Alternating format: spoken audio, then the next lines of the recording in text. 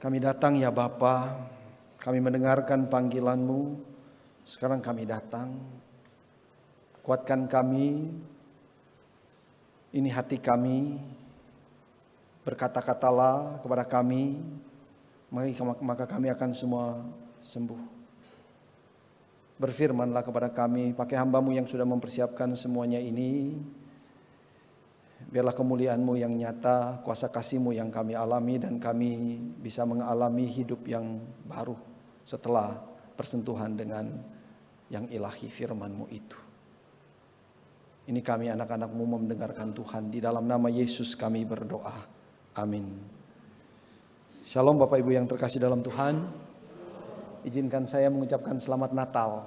Semoga damai, kasih, dan harapan Kristus menyertai setiap langkah-langkah kita. Mari kita mendengarkan firman Tuhan. Kita buka firman Tuhan dari kitab Kolose pasal yang kedua.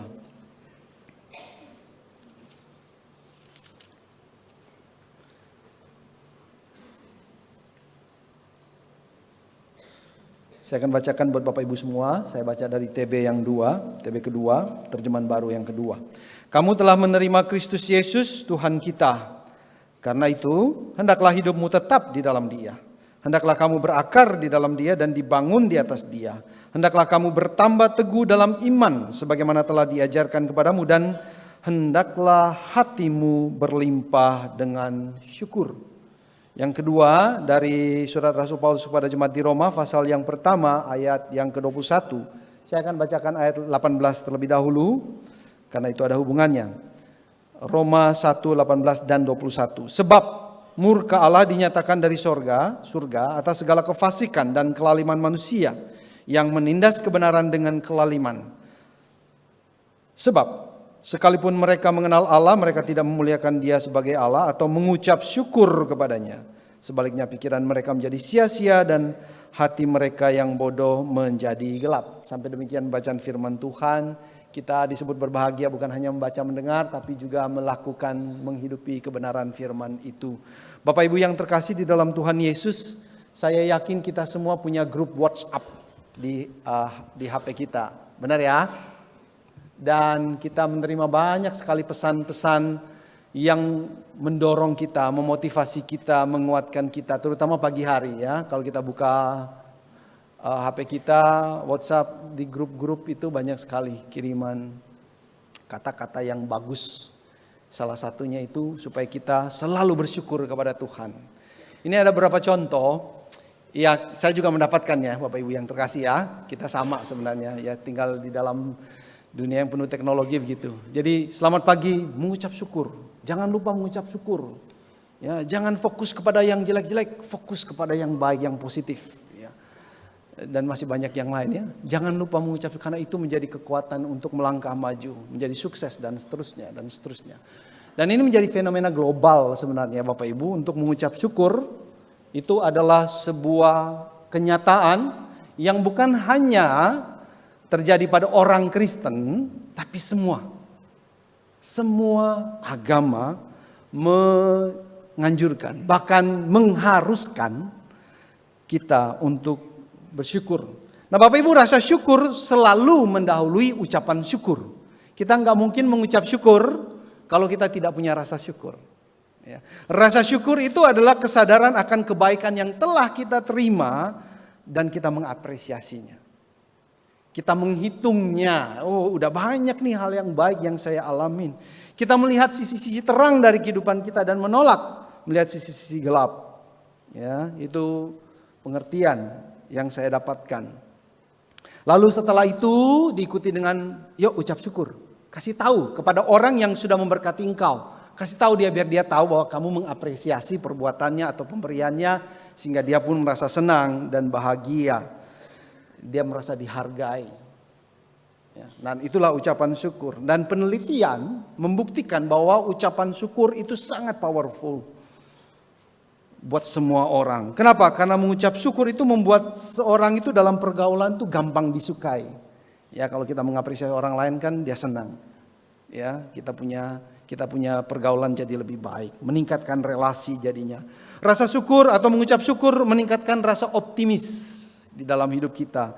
Selalu melihat yang baik, maka kita akan terus optimis. Meningkatkan semangat hidup, lebih kreatif, umur panjang, dan berani menghadapi tantangan hidup. Tidak mudah menyerah jadinya ya. Kenapa? Karena kita melihat semuanya baik. Bahkan meningkatkan imun tubuh kita hingga kita bisa lebih sehat. Gampang tidur, gampang tidur, ya. Berolahraga, gampang berolahraga, meningkatkan daya ingat. Banyak sekali keuntungan dan kegunaannya dari mengucap syukur. Bapak Ibu yang terkasih di dalam Tuhan. Singkatnya, rasa syukur, mengucap syukur membuat hidup lebih bahagia. Membuat well-being kita itu terus menjadi semakin baik, bahagia. Oleh karena itu tidak perlu menjadi Kristen untuk bisa mengucap syukur. Benar Bapak Ibu yang terkasih ya. Nggak perlu kita menjadi orang percaya. Bahkan orang yang tidak memiliki Tuhan, tidak percaya akan adanya Tuhan pun bisa mengalami keajaiban dari ucapan syukur. Kepercayaan agama-agama lain jelas ya. Semua mendorong mengucap syukur. Buddha, Hindu, Taoisme, Stoikisme, semua mendorong untuk mengucap syukur. Kenapa? Keuntungannya masif sekali.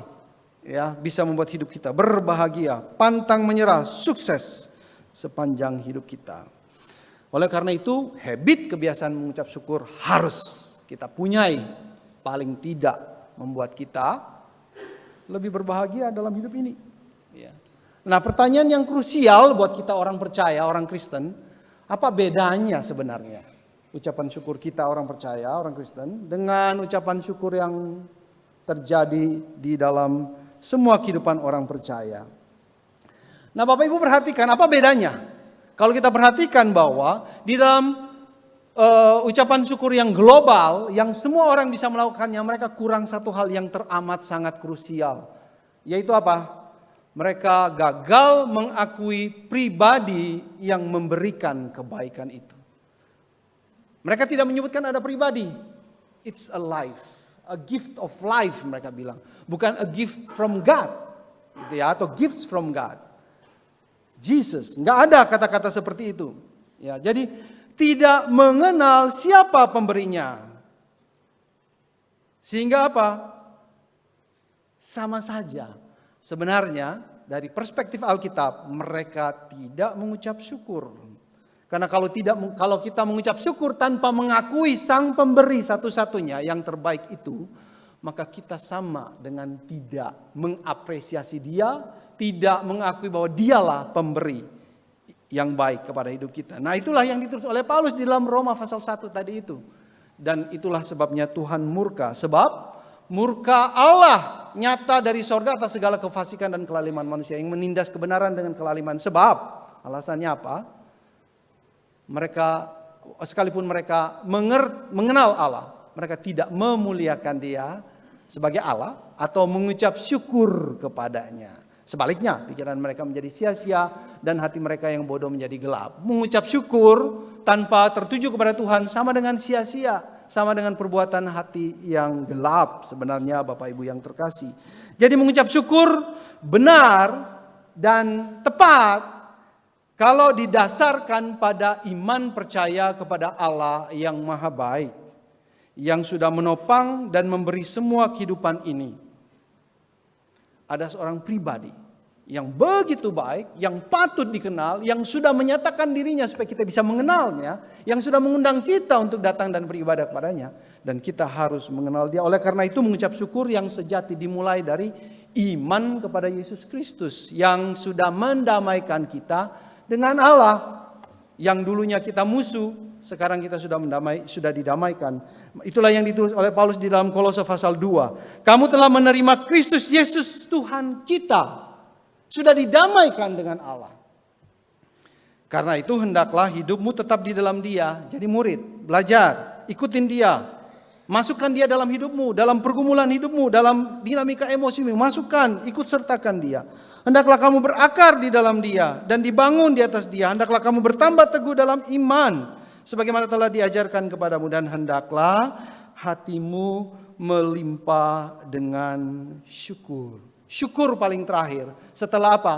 Kita ada di dalam Yesus, diselamatkan dan menjadi murid Yesus. Melibatkan Yesus dalam seluruh dinamika, ups and down, kehidupan kita. Jadi harus dimulai dari Yesus. Kenapa? Karena Yesuslah yang mengubah hidup kita. Dulu, Paulus menulis dalam Efesus pasal 2. Dulu kita adalah orang-orang mati. Kita adalah orang-orang yang tidak taat, memandang Tuhan sebagai musuh kita. Kita nggak mau libatkan Tuhan di dalam hidup kita. Kenapa? Nanti bagaikan dalam penjara. Ini salah, itu salah. Harus taat. Kalau nggak taat maka akan celaka. Itu pikiran lama kita, Bapak Ibu yang terkasih. Dan puji syukur kepada Tuhan dalam anugerahnya besar. Allah membuka hati kita untuk percaya kepada Yesus Kristus sebagai Tuhan dan Juru Selamat pribadi. Sehingga kita didamaikan dengan Allah. Dulu hati kita seperti batu, menolak, keras, tidak mau percaya kepada Allah. Tidak ada kehidupan di dalam diri kita. Namun setelah Yesus masuk dalam hati kita diciptakan kembali menjadi hati yang baru, lemah lembut, yang memancarkan air kehidupan. Kata melimpah, Bapak Ibu yang terkasih, di dalam ayat yang ke-7, dan hendaklah hatimu melimpah dengan syukur, itu berarti mengalir terus menerus dari dalam hati ucapan syukur itu. Kita bayangkan mata air yang terus keluar air, ya, terus memancarkan air yang memberikan kehidupan dimanapun dia mengalir. Ya, bayangkan itu, dan itulah hati kita yang sudah dibaharui. Itu berarti apa? Kita mengucap syukur tanpa pernah berhenti. Kenapa? Karena dia berakar pada sumber anugerah itu. Berakar pada Kristus, dibangun di atas Kristus. Semakin teguh dalam Kristus yang sudah mendamaikan kita dengan Allah, Bapa, sebagai sumber berkat satu-satunya yang terutama. Jadi kita bukan hanya berterima kasih kepada Allah karena sebuah perbuatan, itu perbuatan yang baik loh. Itu membuat well-being kita meningkat. Bukan cuman itu, Bapak Ibu yang terkasih. Lebih besar daripada itu, lebih jauh, lebih penting daripada itu. Itu adalah sebuah tanda bahwa kita memiliki hati yang baru, sebuah hati yang memiliki kodrat surgawi sekarang. Bukan lagi hati yang berdosa, tapi hati yang memiliki kodrat surgawi. Datangnya dari surga. Jadi tidak salah kalau kita katakan bahwa rasa syukur, mengucap syukur adalah karakteristik dari orang Kristen. Orang Kristen tidak boleh tidak mengucap syukur. Orang Kristen harus mengucap syukur kepada Allah. Menjadi sebuah kebiasaan yang mengalir dari hati yang baru. Seperti mata air tadi. Jadi kalau orang Kristen tidak mengucap syukur, dia bukanlah orang Kristen. Gak ada tanda-tandanya. Buat kita, mengucap syukur itu bukan hanya masalah perspektif. Ya, perspektif seperti misalnya gelas yang, perspektif ini gelas setengah penuh atau setengah kosong. Ya, katanya kalau orang yang selalu mengucap syukur, dia bilang ini setengah penuh. Tapi orang yang tidak mengucap syukur, ini setengah kosong. Perspektif. Ya, atau lebih daripada sekedar kita bisa menghitung berkat atau tidak bisa menghitung berkat. Berapa banyak berkat kita? Nggak bisa hitung, bersyukurlah. Kalau nggak bisa hitung, wah berarti nggak bisa. Kalau nggak ada berkatnya nggak bisa hitung. Atau kalau kita coba lihat orang itu, atau lihat orang di sana gitu. Kita jauh lebih baik loh. Walaupun kita begini-begini, kita jauh lebih baik dari mereka. Lalu kemudian kita bisa bersyukur. Perspektif. Hanya masalah perspektif dan bagaimana kita melihat kehidupan kita. Tapi sebenarnya ucapan syukur Kristen jauh lebih penting, lebih dalam, lebih esensi daripada hanya sekedar perspektif seperti itu, Bapak Ibu yang terkasih. Rasa syukur kita mengalir dari hati yang baru. Terlepas dari perspektif kita. Terlepas dari berkat kita banyak atau sedikit. Orang Kristen harus mengucap syukur setiap hari. Kenapa? Hati yang baru. Nah, Jonathan Edwards, Bapak Ibu yang terkasih, mengajarkan 2 level pengucapan syukur. Yang saya pikir kita perlu tahu sehingga membantu kita untuk selalu mengucap syukur. Terutama mengucap syukur yang benar. Pertama, beliau mengajarkan bahwa ada yang disebut dengan natural gratitude. Rasa syukur yang alamiah. Pada level ini, Edward mengajarkan, kita mengucap syukur atas berkat Tuhan. Pemberian-pemberiannya yang melimpah ruah, yang dia berikan dengan Cuma-cuma. Di tahap ini kita menghitung-hitung berkat kita. Berapa banyak yang sudah saya terima. Kita belajar memiliki perspektif yang baru, yang baik tentang berkat Tuhan. Walaupun sebenarnya kita tidak layak menerima berkat Tuhan karena kita orang berdosa.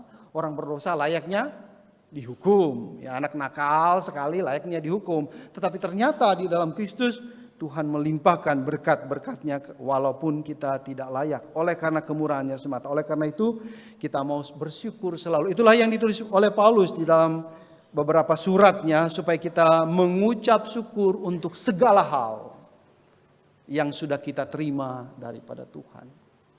Nah Bapak Ibu yang terkasih di dalam Tuhan Yesus, bulan 3 minggu yang lalu kurang lebih ya. Waktu sedang mempersiapkan kebaktian Rabu sore, itu tiba-tiba ada yang menelpon, tapi nggak ada namanya, anonim gitu. Nah dalam pikiran saya waktu terima telepon itu, ini mungkin sales, marketing mengganggu aja, lalu saya matiin.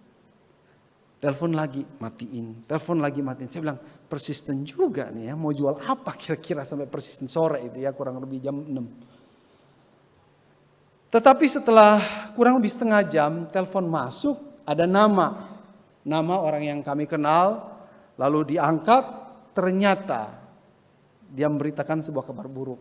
Bahwa anak kami yang ketiga mengalami kecelakaan olahraga dan sudah dibawa ke rumah sakit. Langsung ya, secara mental itu kayak rambut berdiri semua gitu, kaget dan akhirnya cepat-cepat mempersiapkan diri. Ya kayaknya nggak bisa ikut kebaktian Rabu nih, saya pikir begitu. Saya infokan, lalu kami berangkat ke rumah sakit Puri Indah. Dan ternyata memang anak kami ada di sana, tangannya patah. Ya mungkin patah, mungkin kesleo katanya waktu itu. Dan harus dironsen dulu. Ya, harus dironsen. Dan kita menunggu lumayan lama ya. Selama menunggu itu saya berdoa, Tuhan beri aku kesabaran supaya saya bisa sabar menunggu hasil dan semuanya. Akhirnya hasil keluar dan ternyata memang patah. Dan kami bersyukur bisa bertemu dengan dokter yang baik, ya, orang Kristen juga, yang juga sudah cukup terkenal gitu ya. Dia menangani anak kami. Lalu kemudian dia katakan ini bisa dioperasi, bisa juga cuma di gips aja gitu. Kami berdoa ya, semoga jangan dioperasi lah, di gips. Tapi memang harus masuk ruang operasi katanya. Ngurus sampai tengah malam baru boleh masuk ke kamar. Ya kami bersyukur walaupun telat ya, saya dalam hati aduh begini. Tapi akhirnya masuk kamar juga, setelah urus semuanya. Asuransi tidak mudah juga mengurusnya, ya. Tapi akhirnya keluar juga. Akhirnya besok malam dia ditindak. Kami bersyukur sekali karena ternyata dokter itu bilang nggak perlu operasi, di gips aja. Dan yang paling bersyukur sebenarnya adalah anak kami itu nggak kayak manja gitu, aduh aku sakit, nggak ada. Tenang aja dia, tertawa, main HP. Sampai hari ini dia tidak pernah manja-manja dan saya bersyukur sekali akan semuanya itu. Jadi melewati semua proses ini Bapak Ibu yang terkasih, walaupun ini pengalaman yang buruk buat dia, ini bukan pengalaman pertama dia patah tangan, anak kami yang ketiga itu, tapi yang kedua, dulu waktu dia umur 3 dia juga pernah patah tangan, sebelah yang sekarang kiri, yang dulu kanan ya. Tapi dia itu tenang ya, main seperti biasa dan ini menjadi satu ungkapan syukur kami betapa Tuhan itu menolong, memberkati kami sehingga semua bisa berjalan dengan baik dan kami berdoa terus supaya prosesnya ini, proses tangannya ini, sambungnya tulangnya itu bisa berjalan dan lurus dan kata dokter sih bulan depan setelah sebulan ya itu bisa dilepas dan semoga semuanya baik. Ini salah satu pengalaman kami di bulan ini yang saya pikir sangat memberkati dan membuat kami terharu dan bersyukur pada Tuhan. Saya percaya Bapak Ibu sekalian punya banyak pengalaman yang tidak kalah menariknya, tidak kalah ajaibnya bagaimana Allah sudah memberkati kehidupan Bapak Ibu sekalian dan kemudian kita bisa memuliakan dan meninggikan Dia. Namun Bapak Ibu yang terkasih, menurut Edward, di natural gratitude ini kita hanya bersyukur kepada pemberian-pemberian Allah saja, tidak lebih daripada itu. Jika pemberian Allah sudah tidak signifikan lagi, sudah tidak menarik lagi, maka kita berhenti memuliakan dan mengucap syukur kepadanya. Oleh karena itu, menurut Edwards, natural gratitude ini tidak ada fondasinya. Sangat fragile, sangat rapuh. Itu sebabnya kita harus naik ke level selanjutnya dari ucapan syukur, yaitu gracious gratitude. katanya. Apa itu gracious gratitude? Gracious gratitude adalah rasa syukur kepada Tuhan atas siapa dirinya, karakteristiknya. Rasa syukur yang murah hati tidak bergantung kepada pemberian-pemberian yang sudah diterima saja, tetapi berfokus untuk memuji dan bersyukur karena karakter Allah, karena pribadi Allah, karena siapa Allah yang sudah menyelamatkan kita. Gracious gratitude inilah yang dimasukkan oleh Paulus ketika dia katakan bahwa ucapan syukur itu mengalir dari hati yang baru yang ditujukan kepada Allah saja. Dia bukan pribadi yang abstrak, tapi pribadi yang nyata, yang perlu kita kenal, yang perlu kita tahu, lalu kita naikkan pujian dan syukur kita kepadanya. Dan ini adalah tanda bahwa Roh Kudus bekerja di dalam diri kita. Ucapan syukur kepada pribadi Allah, karakternya, siapa dia, adalah tanda bahwa Roh Kudus bekerja di dalam diri kita. Dialah Tuhan dan kita dikasih privilege untuk mengenalnya dan kemudian bersyukur kepadanya. Apapun keadaan kita. Apakah kita ada di puncak bukit kemenangan atau berada di dalam lembah kekalahan. Apapun keadaan kita punya privilege untuk memuji, bersyukur karena pribadinya yang tidak pernah berubah tersebut. Bapak Ibu yang terkasih. Nah, izinkan saya bertanya kepada Bapak Ibu sekalian. Apakah Bapak Ibu pernah ragu dengan keselamatan Bapak Ibu sekalian? Apakah Bapak Ibu pernah menganggap keselamatan karya Yesus itu biasa-biasa saja? Lebih bagus atau lebih penting kenaikan jabatan? Apakah pernah mengalami itu? Mengapa kita bisa ragu dengan keselamatan kita? Mengapa kita bisa menganggap perbuatan Yesus, karya Yesus di atas kayu salib biasa-biasa saja, lebih bagus yang uang misalnya? Satu, karena kita jarang mengucap syukur karena perbuatannya yang ajaib tersebut. Kita jarang mengucap syukur dan mengucapkan Yohanes 3:16 walaupun kita hafal, tapi kita tidak pernah mendoakannya. Aku bersyukur karena kasih-Mu yang ajaib yang sudah Kau berikan kepada kami di dalam Yesus Kristus. Kita jarang mendoakan, Tuhan ajarkan aku mengasihi Engkau walaupun kasih-Mu itu jauh melampaui akal dan pikiranku. Ajar aku mengenal lebar panjang tinggi dalam kasih-Mu. Kita jarang mendoakan dan bersyukur untuk kasih Allah yang melampaui akal dan pikiran kita. Itulah mengapa kita gampang ragu, itulah mengapa kita kemudian menganggap enteng, biasa-biasa saja perbuatan Yesus di atas kayu salib. Bapak Ibu yang terkasih, kita memerlukan dua gratitude ini, rasa syukur ini. Tetapi yang paling penting adalah gracious gratitude. Mengapa? John Piper memperingatkan kita mengapa kita fokus pada gracious gratitude. Dia katakan begini, Allah tidak dimuliakan jika dasar rasa syukur kita adalah keberhargaan pemberiannya dan bukan kemuliaan dari pemberinya. Jika rasa syukur tidak berakar pada keindahan Allah yang lebih besar dari pemberiannya, His gifts, maka rasa syukur kita bisa menjadi penyembahan berhala yang tersembunyi. Rasa syukur kita bisa menjadi penyembahan berhala. Ngeri sekali Bapak Ibu yang terkasih. Pernahkah kita berpikir bahwa rasa syukur kita bisa menjadi penyembahan berhala? Sangat mungkin terjadi jika kita hanya antusias, hanya senang, bergairah karena berkat-berkat pemberian Allah saja. Dan itu saja doa-doa kita. Hidup kita kalau hanya bersyukur kepada pemberian-pemberian Allah saja akan menjadi fragile.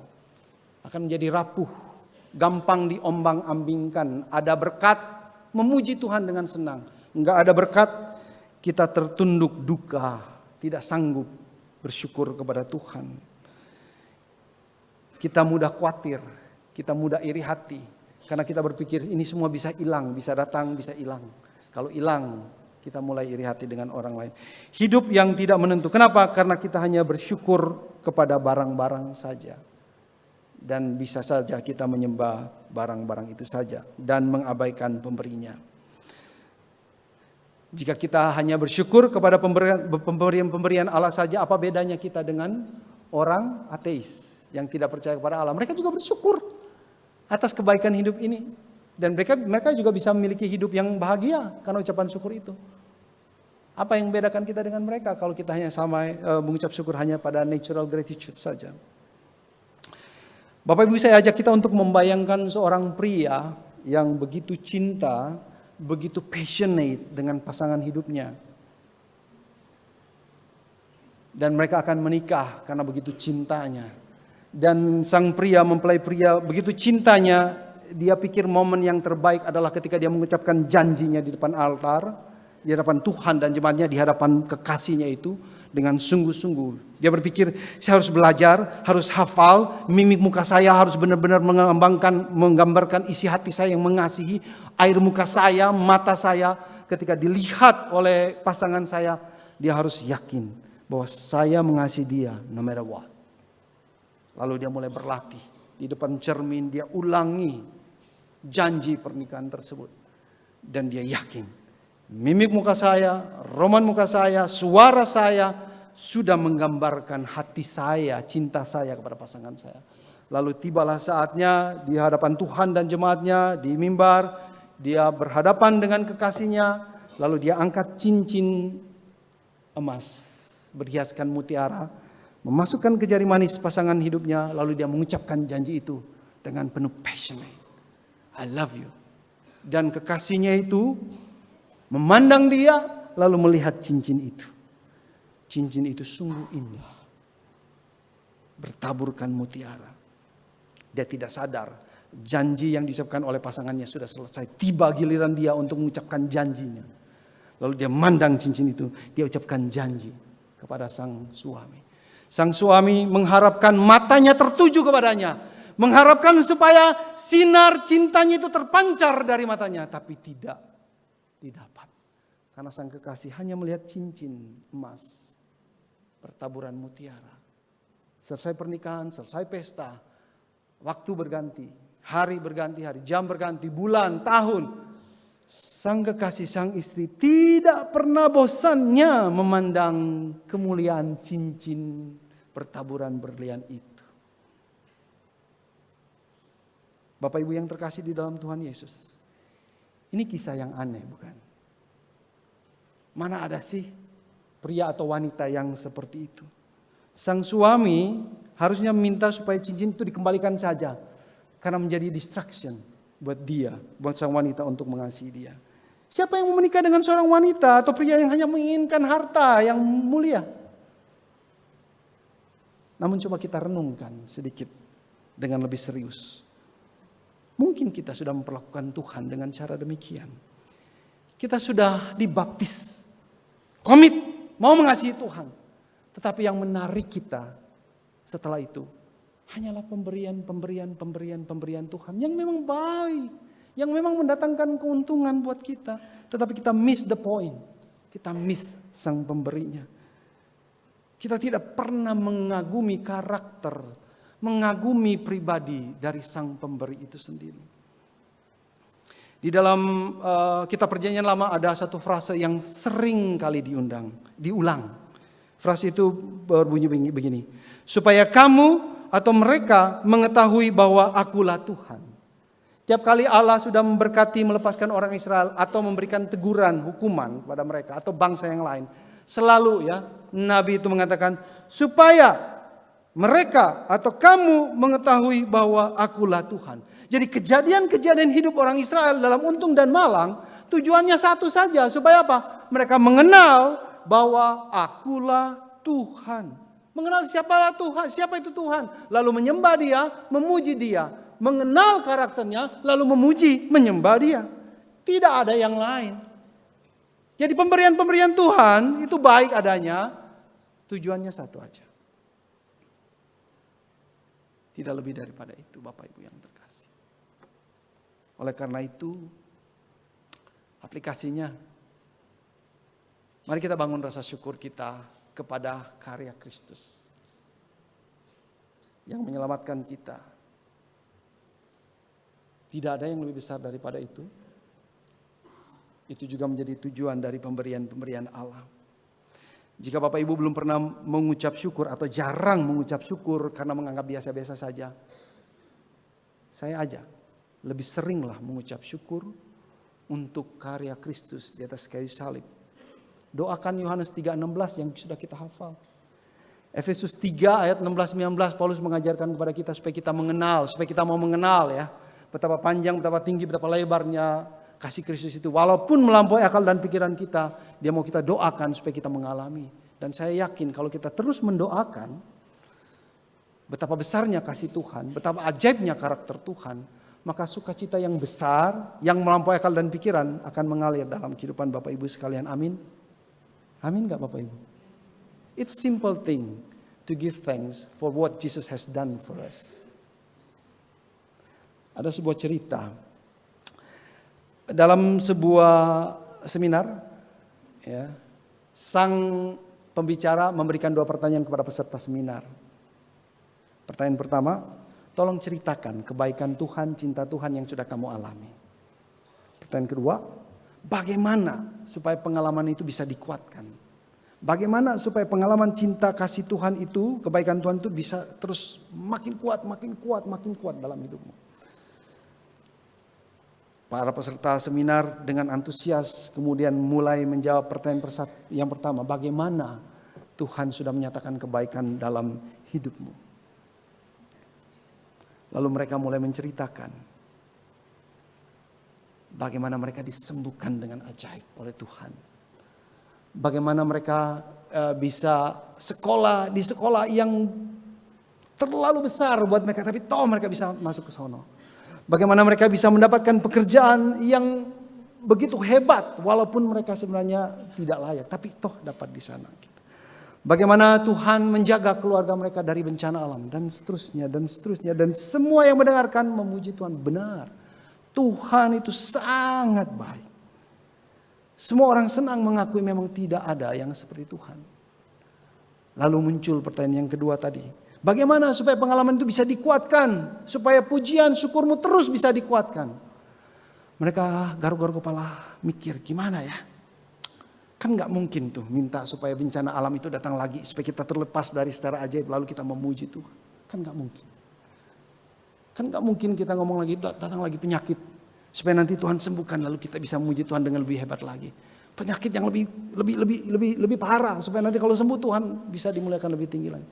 Mereka stuck di dalam pertanyaan yang kedua. Kenapa? Karena mereka berfokus kepada hidup mereka sendiri, pada peristiwa hidup mereka sendiri, lalu mereka menilai Tuhan. Fokusnya pada hidup mereka, lalu mereka menilai Tuhan. Rasa syukurnya pada apa yang terjadi dalam hidup mereka. Tidak salah. Tetapi bukan itu maksud Tuhan yang terpenting, Bapak Ibu yang terkasih. Karena kita harus bersyukur pada apa yang dikerjakan Tuhan di luar diri kita. Sehingga ketika kita mengalami berkat ataupun tidak menurut bahasa manusia, ketika kita di atas atau di bawah, dalam keadaan baik maupun jelek, kita bisa tetap memuji dan bersyukur kepadanya. Kenapa? Karena pekerjaan already done. Dia mati, bangkit buat kita semua supaya kita menjadi anak-anak Allah. Itu yang terpenting. Ketika kita memuji, berfokus pada hidup kita sendiri, akan stuck dan begitu-begitu aja. Jadi fragile sekali hidup kita. Tapi kalau kita mulai melihat keluar dari diri kita, dari kerapuhan kita, dari kedosaan kita, kita melihat kepada Kristus, maka pujian syukur kita tidak akan berkesudahan sepanjang hidup kita. Oleh karena itu, bangun ucapan syukur. Jangan hanya pada barang-barang, berkat-berkat, tapi pada apa yang Yesus sudah kerjakan. Yang kedua, jadi baca Alkitab, pakai surat Paulus, itu banyak sekali referensinya. Kalau kita nggak punya ide, baca, pakai itu jadi referensi untuk mengucap syukur atas apa yang sudah Tuhan kerjakan buat kita di dalam Yesus Kristus. Yang kedua, dengarkan lagu-lagu rohani yang mensyukuri karya agung Kristus di atas kayu salib. Banyak lagu-lagu rohani ya yang mengucap syukur untuk berkat-berkat Tuhan. Banyak sekali, saya percaya lebih banyak daripada lagu-lagu yang bertemakan syukur karena karya Kristus di atas kayu salib. Jadi saya minta Bapak Ibu sekalian, pilih lagu yang memang bersyukur karena karya Kristus di atas kayu salib. Ada 2 lagu favorit saya. Satu pengorbanan yang mulia. Sungguh besar pengorbananmu bagiku, terlalu dalam untuk dimengerti. Itu ngomong tentang pengorbanan Kristus yang melampaui pikiran kita, nggak bisa dimengerti, tapi toh kita ada di dalamnya, kita menerima berkatnya. Bagaimana Tuhan memikirkan kita begitu indah sampai kita tidak mengerti, tapi toh kita mencicipinya. Ketika kita menyanyikan pujian itu, rasa syukur itu kita naikkan kepada Tuhan. Satu lagi, lagu Karya Terbesar. Karya terbesar dalam hidupku, pengorbananmu yang selamatkanku. Ini lagu mengajarkan kita untuk mengakui, memuji dan bersyukur untuk apa yang Tuhan Yesus lakukan. Dan saya yakin itu akan membuat hidup kita lebih hidup, lebih daripada semua berkat yang lain. Saya ajak kita mari mengangkat pujian ini, karya terbesar dalam hidup kita. Dan kita membayangkan Tuhan disanjung dan ditinggikan.